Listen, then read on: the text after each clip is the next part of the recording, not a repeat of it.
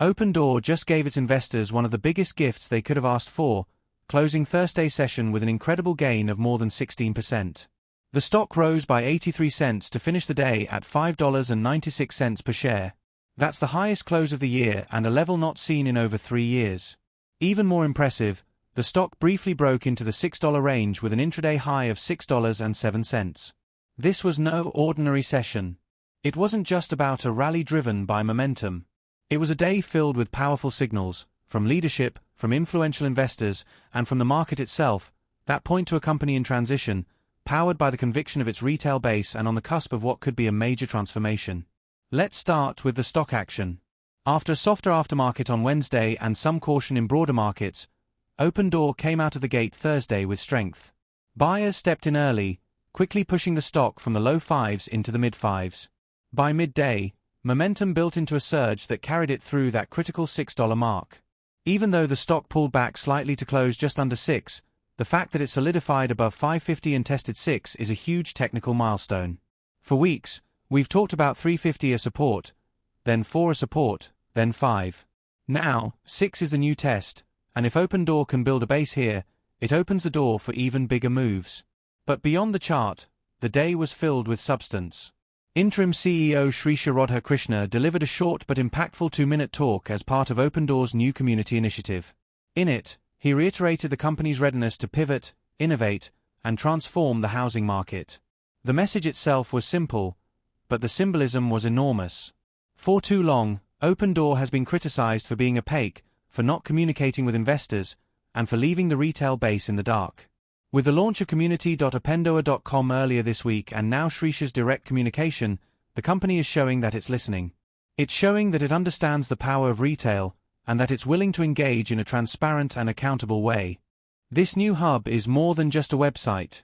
It's a statement of intent.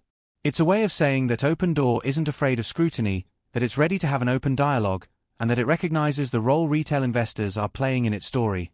By providing updates, FAQs, leadership letters, and resources, Opendoor is institutionalizing transparency. For retail, that means no more waiting for crumbs of information from quarterly reports. For the market, it means less uncertainty and more confidence. Now, let's turn to what might have been the day's most intriguing development: Eric Jackson's meeting with Keith Rabois in New York. Jackson, as we know, has been tireless in his advocacy for Opendoor. He's the face of the retail movement that's driven this stock from the 3s into the 6s in a matter of weeks. On Thursday, he met with Rabois, who isn't just any voice in this story. Keith Rabois was part of the founding DNA of Opendoor.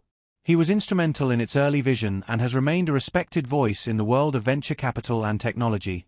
According to Jackson, Rabois is not only engaged but very interested in the retail crowd that has rallied behind Opendoor. He confirmed that he's been in conversations with the board about the search for a new permanent CEO. And here's where things get particularly interesting. Rabois believes that the board, as it stands, may be too risk-averse. He suggested that while the board is moving toward making a CEO decision, something Jackson believes could come within days or weeks, there's still a gap between the urgency and boldness retail investors want and the caution the board seems to prefer. That's a crucial revelation. Because what retail is demanding isn't just incremental change. They want transformation. They want to pivot away from the capital-intensive, inventory-heavy iBuyer model toward an asset-light, AI-driven, marketplace model that resembles an Uber or an Airbnb for real estate. They want a company that's agile, innovative, and capable of scaling with less risk.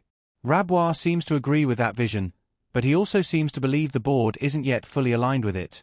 That tension, between retail's bold vision and the board's cautious approach, could define the next phase of Opendoor's story. It also raises the stakes for the CEO search. Whoever the board chooses will need to balance those competing pressures. They'll need to satisfy the retail base's hunger for innovation while reassuring more conservative investors and institutions that the company is stable and credible.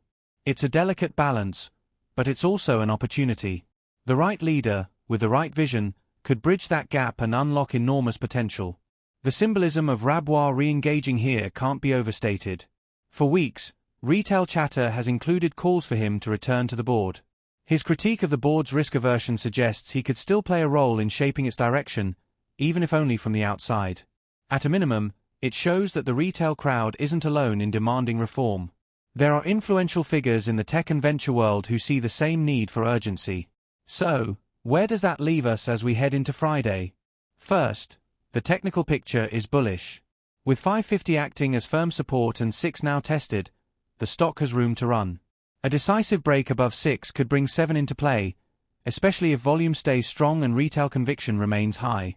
Second, the fundamentals of the story are strengthening. Shrisha's transparency push, combined with retail's energy, is reducing uncertainty and building confidence. The Community Hub provides a direct channel for updates, which should help sustain momentum.